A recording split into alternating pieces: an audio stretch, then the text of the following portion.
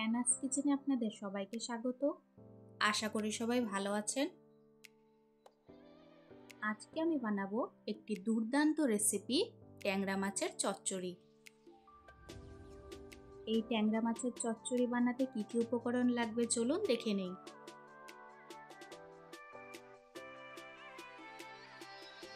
নিয়েছি বেগুন, আলু, পেঁয়াজ, রসুন কুচি ও কাঁচা লঙ্কা।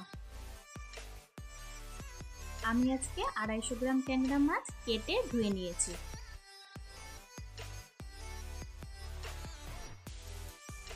এখন নুন, হলুদ গুঁড়ো,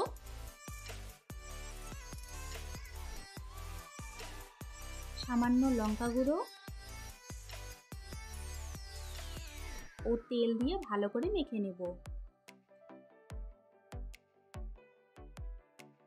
আজকের রেসিপিটা যদি আপনাদের ভালো লাগে, আমার চ্যানেলটিকে লাইক, শেয়ার, সাবস্ক্রাইব করে আমার পাশে থাকবেন।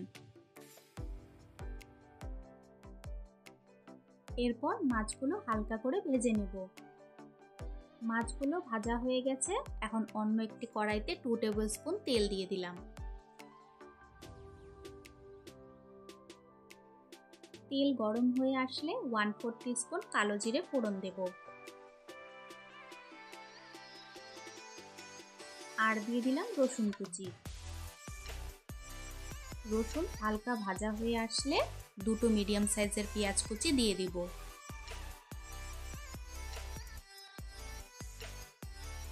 নাড়াচাড়া করে 2-3 মিনিট মতন ভেজে নেব।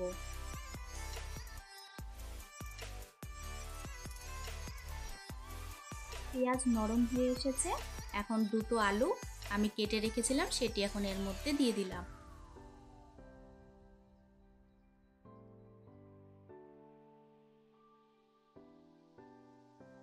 ভালো করে নাড়াচাড়া করে নিয়ে স্বাদ মতো নুন দিয়ে দিব।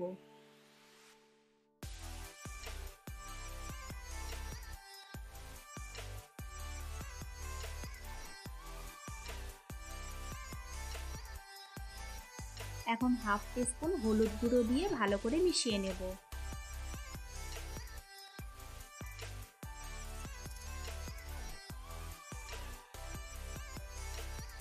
আমার রেসিপিটা ফলো করে এইভাবে একবার ট্যাংরা মাছের চচ্চড়ি বানিয়ে খাবেন। আশা করি ভালো লাগবে।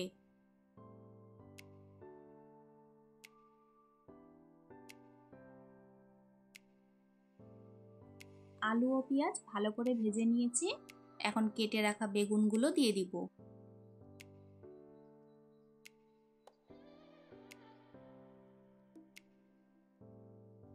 বেগুন দিয়ে সবকিছু ভালো করে মিশিয়ে নেব।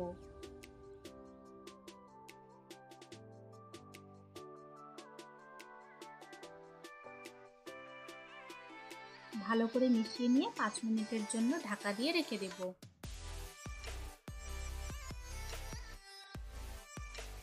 5 মিনিট পর আবারও একটু ভালো করে নাড়াচাড়া করে নেব।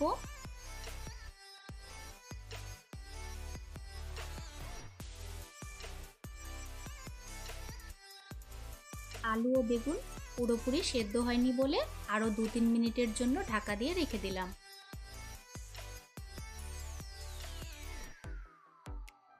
2-3 মিনিট পর এখন সবগুলো সবজি পারফেক্টলি কুক হয়ে গেছে। এখন ভেজে রাখা মাছগুলো ছেড়ে দেব।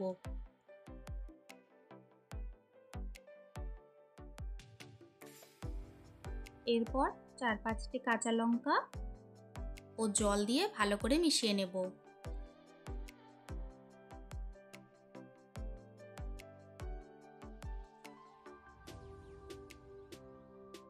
নামানোর আগে ধনেপাতা কুচি ছড়িয়ে দিলাম।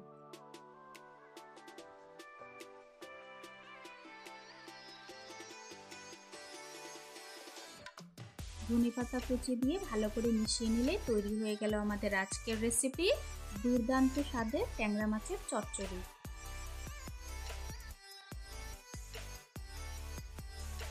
গরম ভাতে এই ট্যাংরা মাছের চচ্চড়ি থাকলে আর কিছুই লাগবে না। যারা ট্যাংরা মাছ খেতে পছন্দ করে তারা আমার রেসিপিটা ফলো করে অবশ্যই ট্রাই করবেন।